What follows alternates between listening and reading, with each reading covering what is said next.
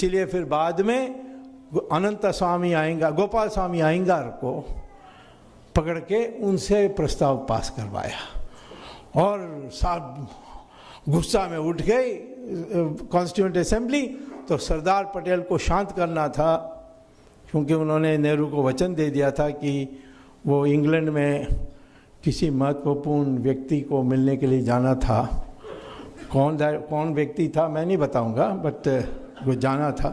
तो वो constituent assembly में नहीं थे और सरदार पटेल को उन्होंने हाथ जोड़कर कहा कि तुम इसको देख लो, मेरी इज्जत चली जाएगी, यूनाइटेड नेशंस का मामला है, थोड़े दिन के लिए ये 370।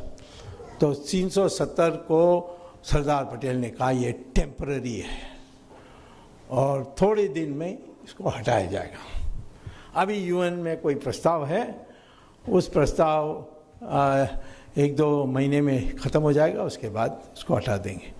वो आज भी चल रही है वो प्रस्ताव, यूएन में जो प्रस्ताव हमने रखा। तो मैं आपसे कहता हूँ कि ये सारे वीर लोगों को हमारे लोगों ने किसी ने आवाज़ उठाया नहीं उठाया। तो यही जो यूनिटी की बात कर रहे हैं, उसमें जो मूल बात है वो है कि आपकी चेतना ऐसी जगी होनी चाहिए। जैसे मैंने कहा कि निर्णय करो कि होगी तो हिंदू के आधार पर सरकार बनेगी और किसी आधार पर नहीं बनेगी। कितना भी हमारी चिढ़ है कि ये नहीं किया वो नहीं किया, फिर भी हम हिंदुओं के सरकार बनाने देंगे। जो बाकी जो खिचड़ी विचड़ी पक रही है उसको हम छुएंगे नहीं, जैसे आसाम के लोगों ने किया, जैसे आपने 2014 में किया, वैसे ये निर्णय पहले करिए। दूसरी है जो आपकी जो आम तौर पर मैं मांग सुन रहा हूँ, वो सारे एक को निश्चित तौर पर क्रियान्वित करेंगे।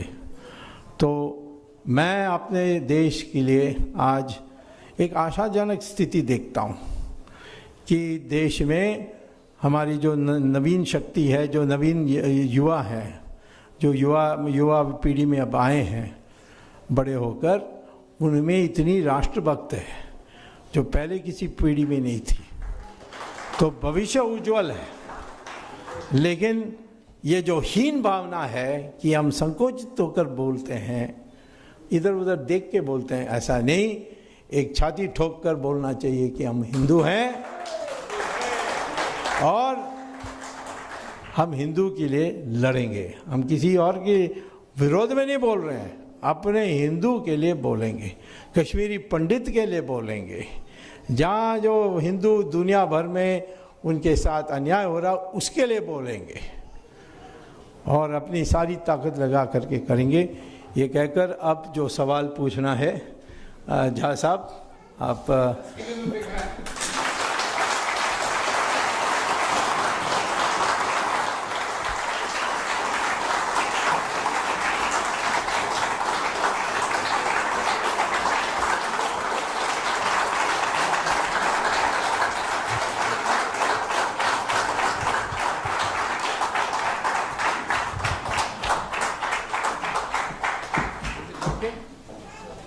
you can go here.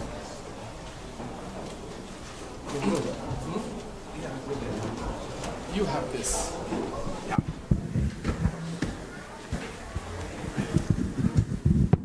Okay. Open the.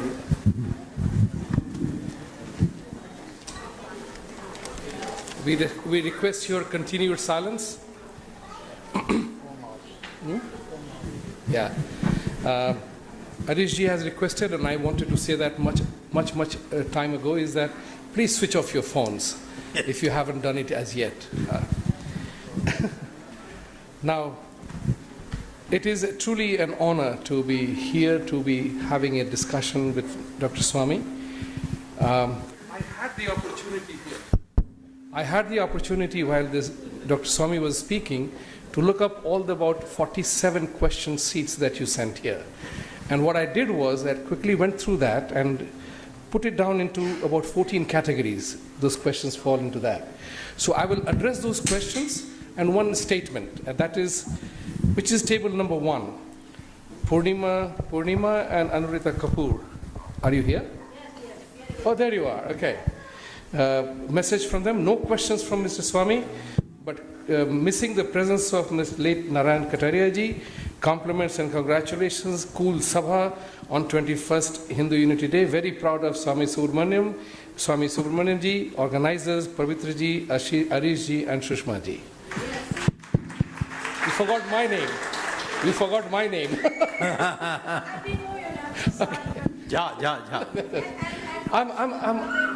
I'm just kidding. I'm just kidding. I'm just kidding. I pulled your leg and you fell for it. Okay. The questions I will go by as they came about. One of the questions is about the future of India. So, Dr. Swamy, how do you visualize what India would look like in the 10 years and beyond as things are today? See, as far as India is concerned, it is a land of great potential. Give you an example. World over, the households save very little in each country. But in India, of the total investment in our country, 85% comes from savings of households. And the credit goes to the women of India, because they are the ones who save. The men go on spending, but the women keep on putting little here and there, and then they put deposit in the bank. So our savings rate today has reached, it was at one stage 38%, but now in the last 3-4 years, it has come down to 32%.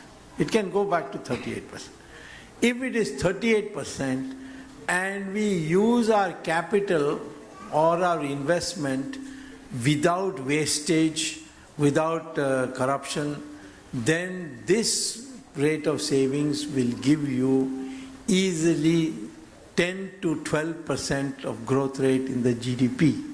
And if you have a growth rate of 10 to 12% for 10 years continuously, you will be ahead of China and you will be just next to the United States of America.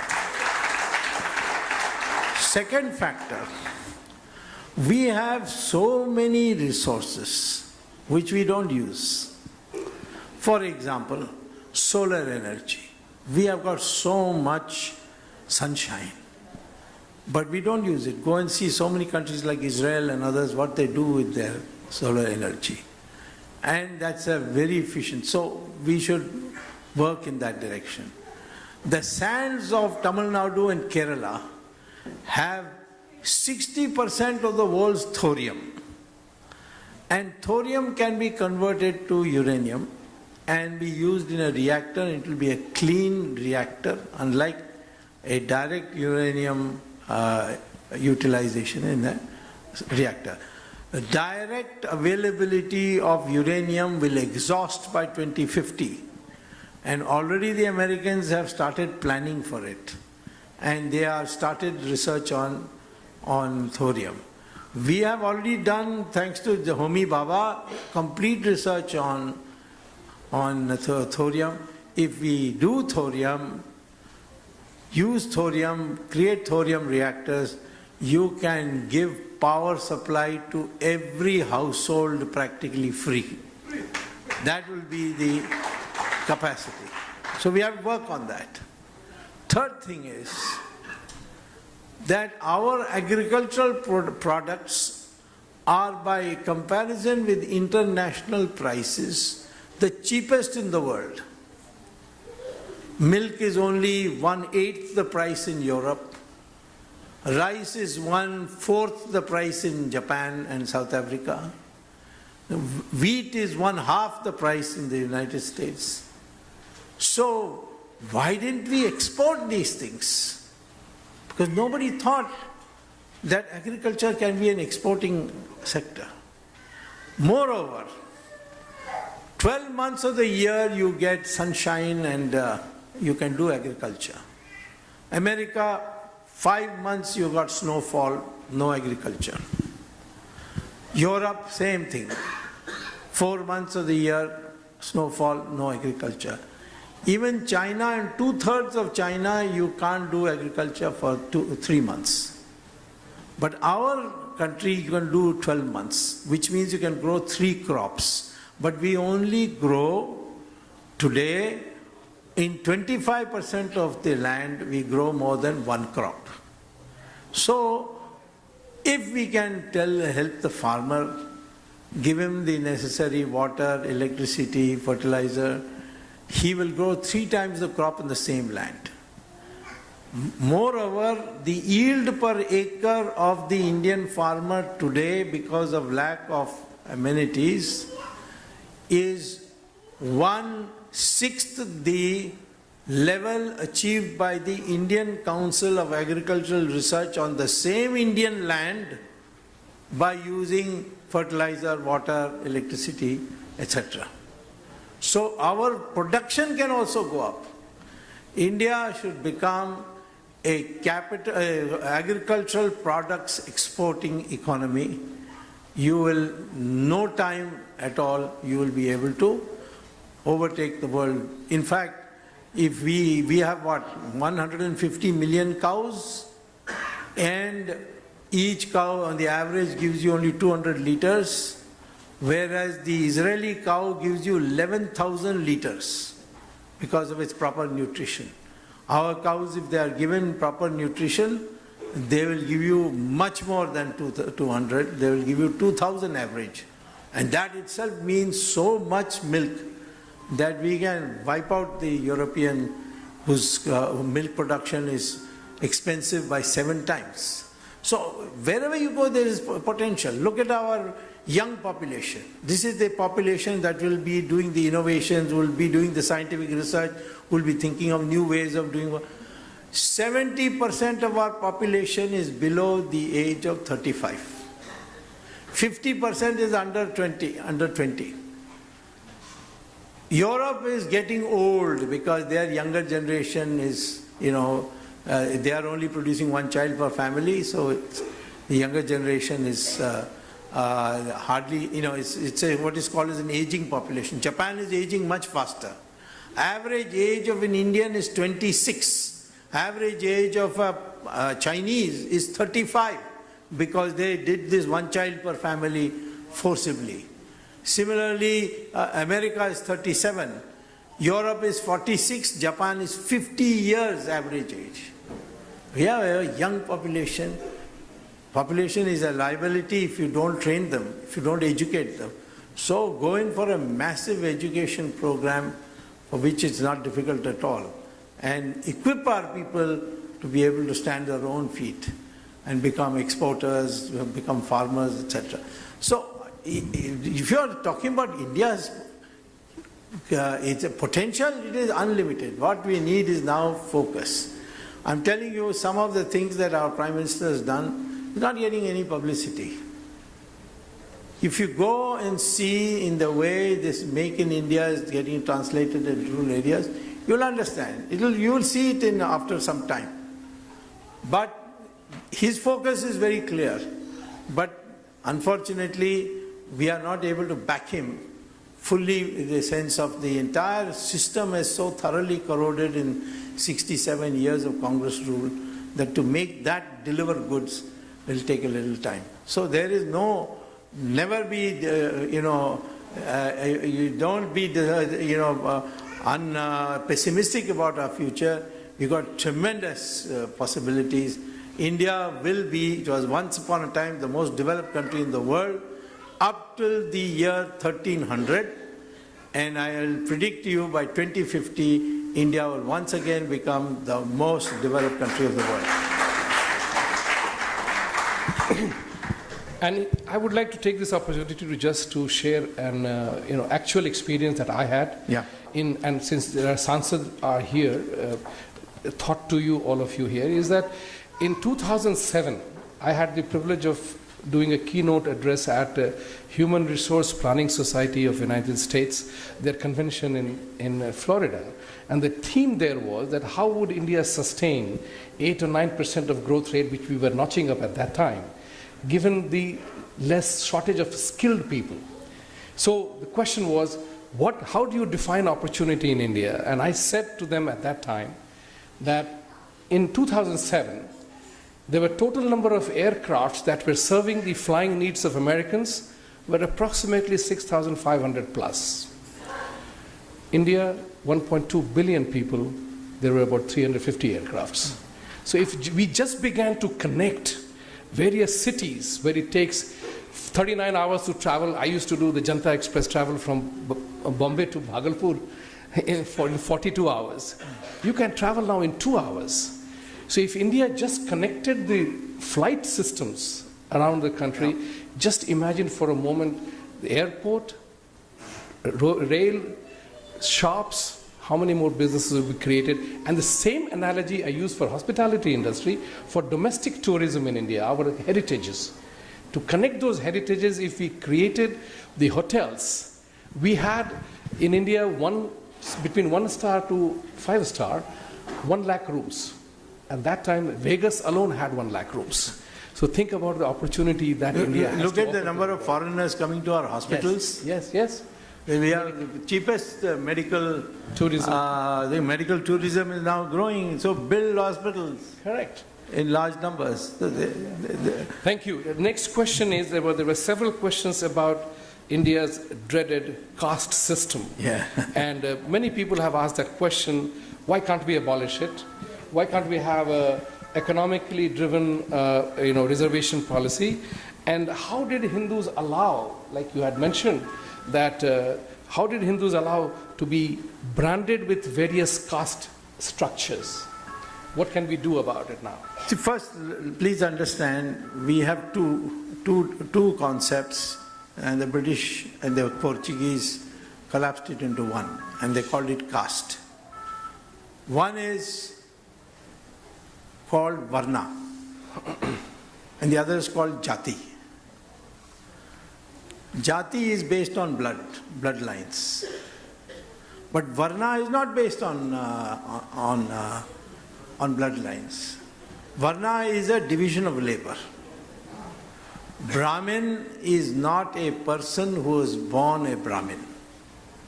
Brahmin is a person who takes to what is called as education and gives up all the luxuries of life. That was the original concept, but he will be the highest socially. So Vishwamitra was a Maharishi, but he was born in a Kshatriya family. Same thing with Vedavyasa, who wrote the Mahabharata. He was born of a fisherwoman, but he became a Maharishi. Kalidasa was cutting wood in the forest, became a Maharishi and a Mahakavi. Valmiki was a Dalit, and he became a Maharishi, wrote the Ramayana. On the other hand, Ravan was a Brahmin. How many people know that? He was a Brahmin, and he was born not in Lanka, he was born in near Delhi, in a place in Noida called Bisarak. You can even today go there. There's a big board put by the villagers very proudly.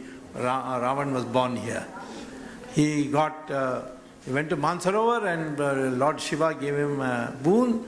With that, he went and conquered Lanka and became the king there. But he committed a crime, and so he was punished by a Kshatriya, Lord Rama. Brahmins don't say, oh, this Kshatriya has killed one of my Brahmins. There's no such consciousness.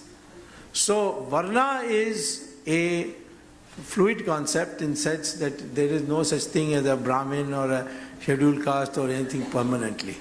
Scheduled caste was a very small thing, but during the Buddhist period and Islamic period, the numbers became large. But if the DNA test is done, we are all of the same DNA. Whether we are a scheduled caste or a Brahmin or a Muslim or a Hindu or a Christian or a Hindu, all our DNA is the same. And that means we are one people.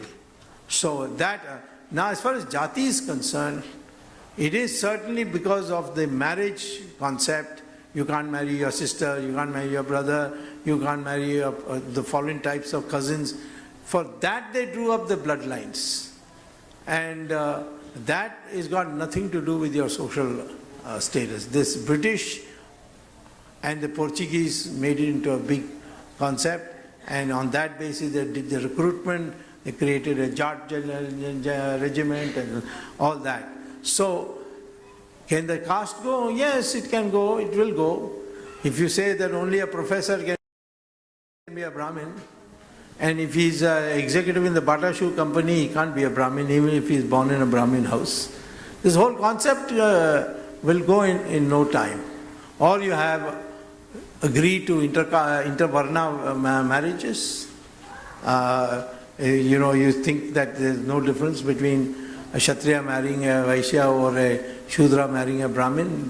That kind of thing goes in your mind. You'll see that they become fine. Everybody becomes equal. Ambedkar was educated by a Brahmin teacher. His name was not Ambedkar. His Brahmin teacher's name was Ambedkar. And his Brahmin teacher said, "You are a very bright boy, but there will be a lot of prejudice against you. So change your name from Mahar to Ambedkar." And then he got a scholarship to Columbia, and there he wrote a PhD in economics.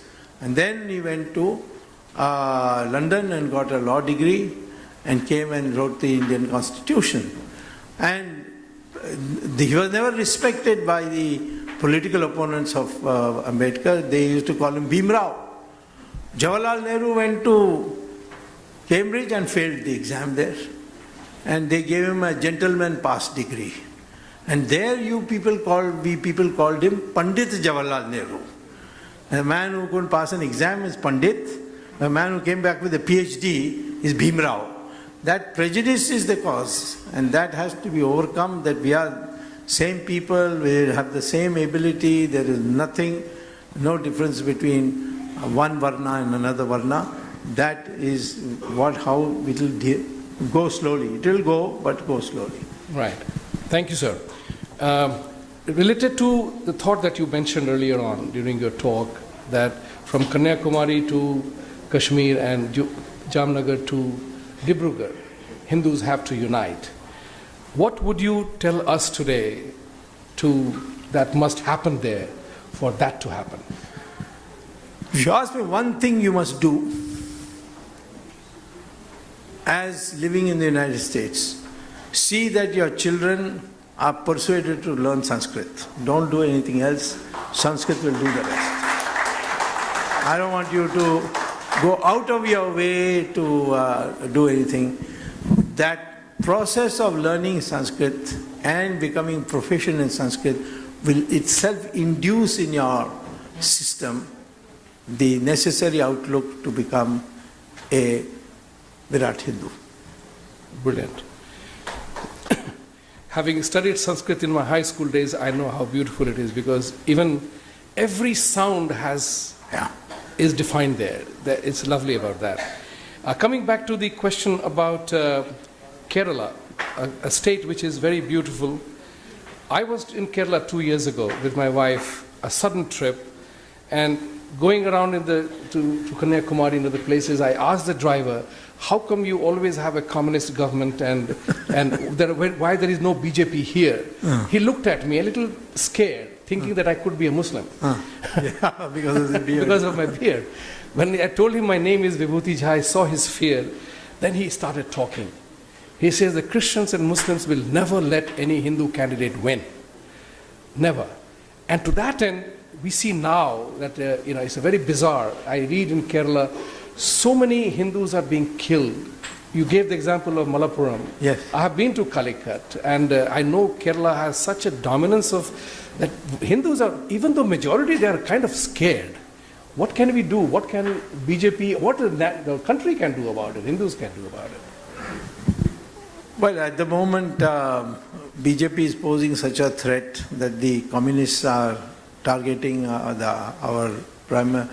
particularly the RSS people, and killing them. And there is no follow-up action. Same thing happened in Tamil Nadu also for some time, but now it's stopped.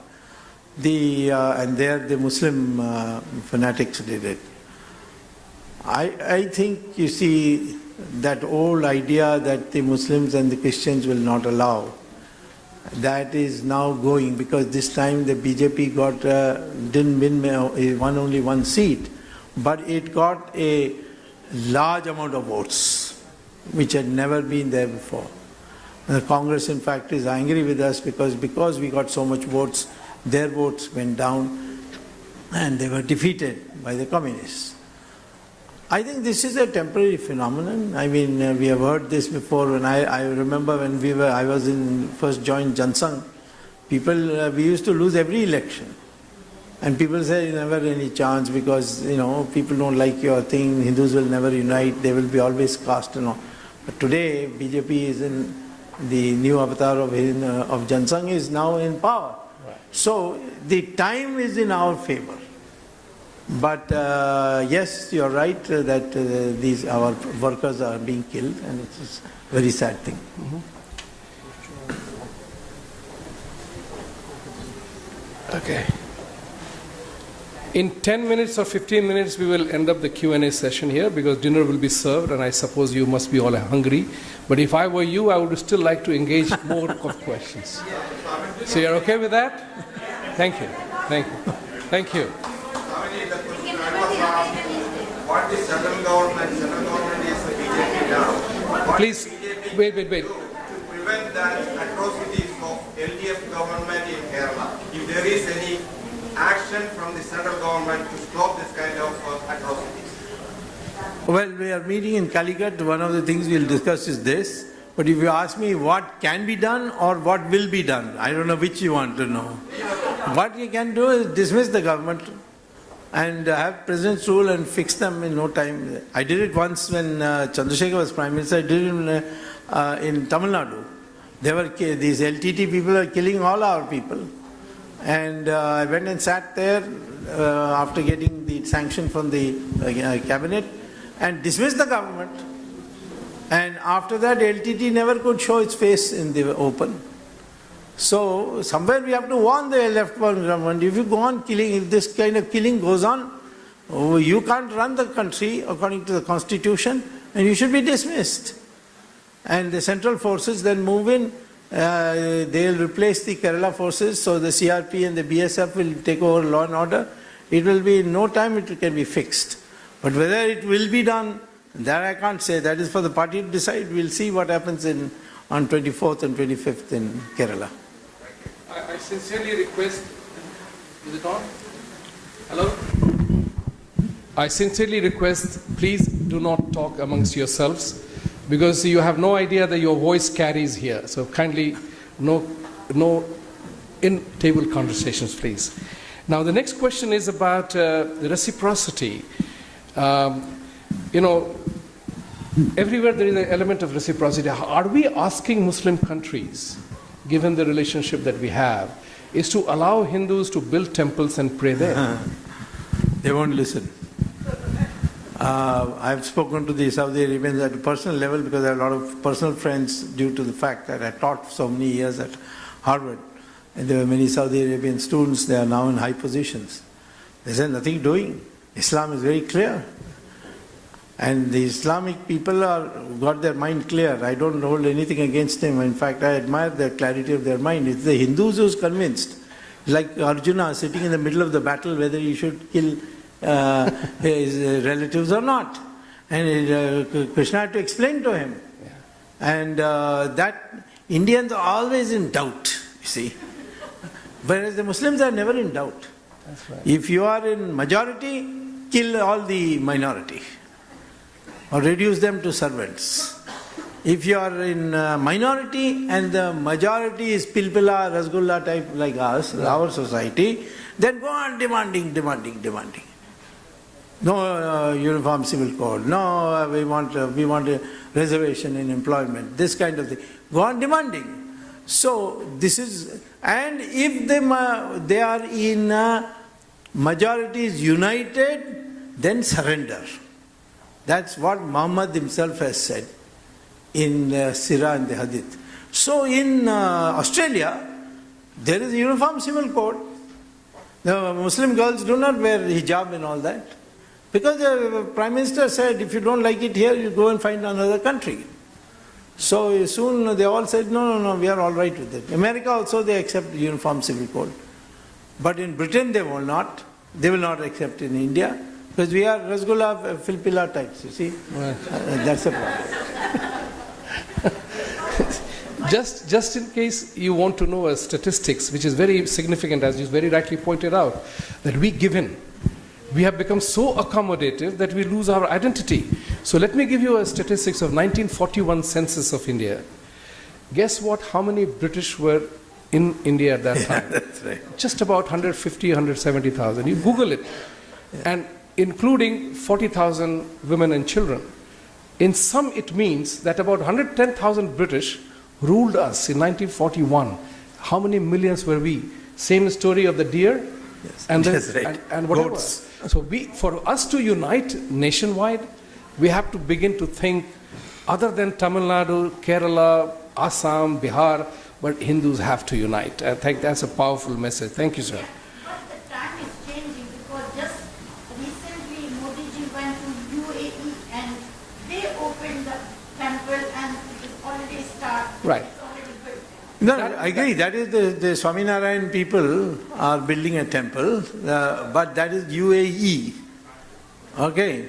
But the kind of conditions they have put on it, you go and see that. I recently was talking to the Swaminarayan people, they told me about it. But which other? Will they have it in, or leave Saudi Arabia? What about Qatar? Will they let you build? Even a place like Tunisia and Morocco, they don't allow you to build. Only Muslim country where you can build a temple is Indonesia, but that's because they were originally Hindus. And they have not changed completely. And that is why in their currency note they have got Ganesh in it. Can you imagine an Indian currency note having Ganesh in it? Oh, there will be a rioting, secularism gone, everything gone, intolerance. That's right. Thank you.